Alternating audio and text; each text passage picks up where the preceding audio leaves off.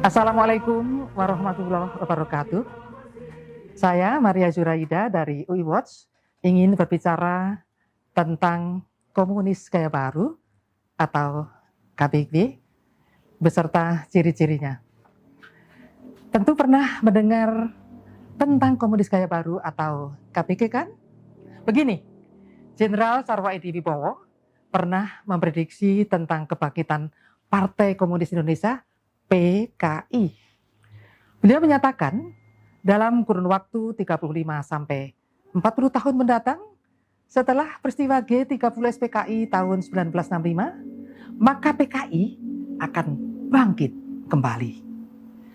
Jenderal Sarwo Edi mengungkapkan bahwa caranya dilakukan PKI dengan jalan penyusupan di segala bidang melalui pemerintahan, partai politik, militer, dan budaya seperti yang pernah dilakukan PKI sekitar 1950-1965.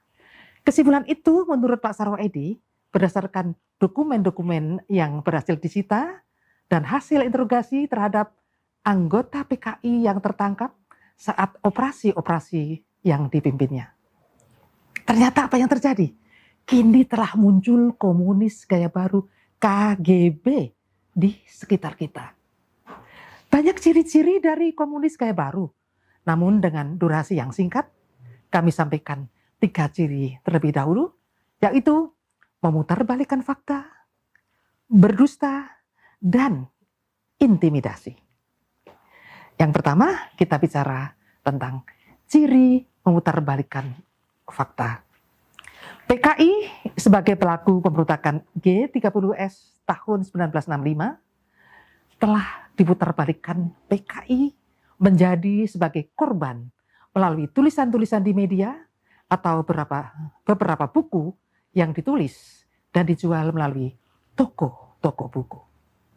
Ini merupakan pemilokan sejarah yang dilakukan pasca 1998. Memang kurikulum sejarah Indonesia pasca 1998 telah menghilangkan sejarah pemberontakan PKI 1948 dan 1965. Oleh karena itulah, para pelajar bahkan mahasiswa lebih percaya pada tulisan-tulisan yang mereka peroleh di media ataupun buku-buku yang ditulis oleh simpatisan PKI. Yang kedua, ciri berdusta. Berdusta atau berbohong sering dilontarkan para calon legislator atau para pejabat eksekutif. Seorang caleg dari partai tertentu berkampanye begini, nanti kalau saya menjadi anggota DPR RI akan mendorong pembebasan uang SPP di sekolah-sekolah. Setelah jadi, boro-boro ya bersuara seperti itu di DPR. Yang penting menang dulu dan bisa duduk sebagai anggota DPR. Masalah janji kan hanya sekedar janji. Kok gampangnya berdusta pada rakyat? Ada lagi seorang pejabat publik yang pada awalnya berbicara bagaimana cara menangkal korupsi di depan para staf dan pegawainya. Ini bahkan diviralkan melalui media sosial. Baru setahun menjabat, ia ditangkap KPK karena korupsi. Nah, ini merupakan kebohongan atau dusta yang nyata. Jadi yang ketiga adalah ciri intimidasi. Banyak cara intimidasi yang dilakukan oknum belakangan ini. Seorang pejabat KPK, Komisi Pemberantasan Korupsi, pulang dari sholat subuh di masjid, disiram matanya dengan air keras. Terlepas siapa pelakunya, ini kan merupakan intimidasi terhadap pejabat yang pernah membongkar korupsi di Indonesia. Ada juga seorang ulama terkenal, kita sebut Syekh Ali Jaber. Beliau beberapa bulan lalu dianiaya dengan menggunakan senjata tajam saat memberikan ceramah di masjid salah satu provinsi Lampung. Setelah pelakunya ditangkap, kok dinyatakan sebagai orang gila? Ada ya? Masa orang gila kok bisa memilih ulama atau kiai untuk dianiaya?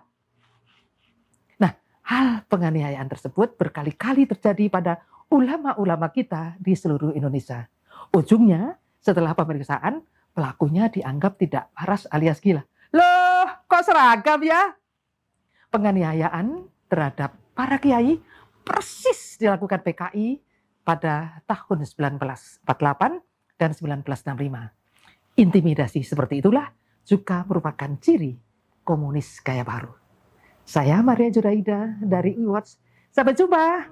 Billahi taufiq wal hidayah. Assalamualaikum warahmatullahi wabarakatuh.